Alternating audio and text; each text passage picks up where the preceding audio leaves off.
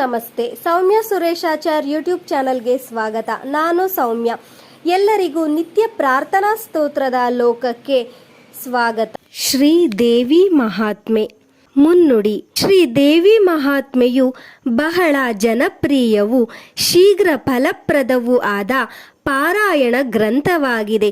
ಇದನ್ನು ನವರಾತ್ರಿಯ ಕಾಲದಲ್ಲಾಗಲಿ, ಮಂಗಳವಾರ, ಶುಕ್ರವಾರ, ಅಮಾವಾಸ್ಯೆ, ಹುಣ್ಣಿಮೆ, ಗ್ರಹಣಗಳ ಕಾಲದಲ್ಲಾಗಲಿ ಶ್ರದ್ಧಾಭಕ್ತಿಗಳಿಂದ ಪಾರಾಯಣ ಮಾಡಿದರೆ ಭಕ್ತರ ಸಕಲಾಭೀಷ್ಟಗಳು ಬೇಗನೆ ನೆರವೇರುವುದರಲ್ಲಿ ಸಂದೇಹವಿಲ್ಲ. ದೇವಿ ಮಹಾತ್ಮೆಯು ಎಲ್ಲ ಶೈವ ಪುರಾಣಗಳಲ್ಲೂ ದೇವಿ ಭಾಗವತದಲ್ಲೂ ವರ್ಣಿತವಾಗಿದೆ. ಆ ಮಹಿಮಾನ್ವಿತ ಕಥೆಗಳಲ್ಲಿ ಶ್ರೀ ಕಾಳಿಕಾ ಪುರಾಣೋಕ್ತವಾದ ದೇವಿ ಮಹಾತ್ಮೆಯು ತುಂಬ ಸುಂದರವಾಗಿದೆ. ಇದನ್ನು ಸರಳ ಕನ್ನಡದಲ್ಲಿ ಕಥಾರೂಪದಲ್ಲಿ ಇಲ್ಲಿ ಹೇಳಲಾಗಿದೆ.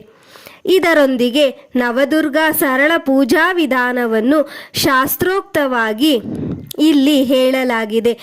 ದೇವಿ ಭಕ್ತರಾದ ಆಸ್ತಿಕ ಮಹಾಶಯರು ನಮ್ಮ ಈ ಪ್ರಯತ್ನವನ್ನು ಸ್ವಾಗತಿಸುವರೆಂದು ನಂಬುತ್ತೇವೆ.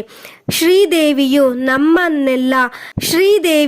ನಮ್ಮನ್ನೆಲ್ಲ ತನ್ನ ಕಾರುಣ್ಯದಿಂದ ಸಲಹಲೆಂದು ಪ್ರಾರ್ಥನೆ ಮಾಡೋಣ.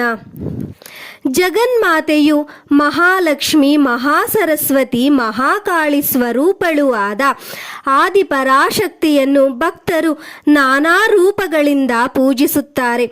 ಅದರಲ್ಲೂ ಶರದೃತುವಿನ ಆಶ್ವಯುಜ ಮಾಸದ ಶುಕ್ಲ ಪಾಡ್ಯಮಿಯಾದ ನವಮಿಯವರೆಗೆ ಮಾಡಲ್ಪಡುವ ನವರಾತ್ರಿ ಪೂಜೆಗೆ ತುಂಬ ಮಹತ್ವವಿದೆ.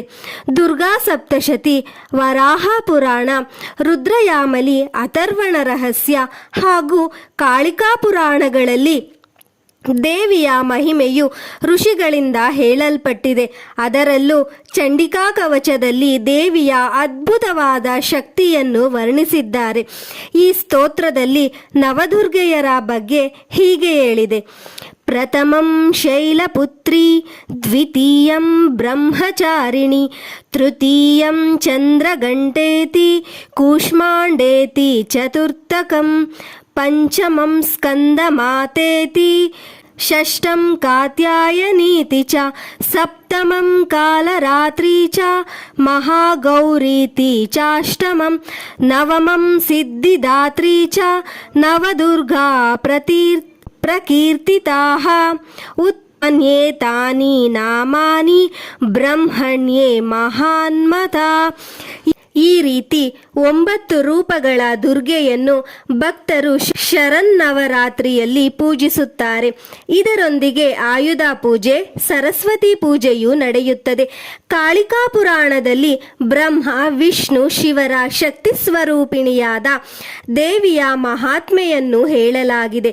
ಶರನ್ನವರಾತ್ರಿಯ ಈ ಸಮಯದಲ್ಲಿ ದೇವಿ ಮಹಿಮೆಯ ಪಾರಾಯಣದ ಜೊತೆಗೆ ನವದುರ್ಗೆಯರ ಪೂಜೆಯೂ ನಡೆಯುತ್ತದೆ. ಧನ್ಯವಾದಗಳು. ಯಾರೆಲ್ಲ ನನ್ನ ಚಾನಲನ್ನು ಸಬ್ಸ್ಕ್ರೈಬ್ ಮಾಡದೆ ನೋಡುತ್ತಿದ್ದೀರೋ ದಯವಿಟ್ಟು ಚಾನಲನ್ನು ಸಬ್ಸ್ಕ್ರೈಬ್ ಮಾಡಿಕೊಳ್ಳಿ ಹಾಗೂ ನಿಮ್ಮ ಫ್ಯಾಮಿಲಿ ಮತ್ತು ಫ್ರೆಂಡ್ಸ್ಗೆ ಶೇರ್ ಮಾಡಿ. ದೇವರ ಕೃಪಾ ಕಟಾಕ್ಷ ಎಲ್ಲರಿಗೂ ದೊರಕಲಿ. ಸರ್ವೇ ಜನಾಃ ಸುಖಿನೋ ಭವಂತು.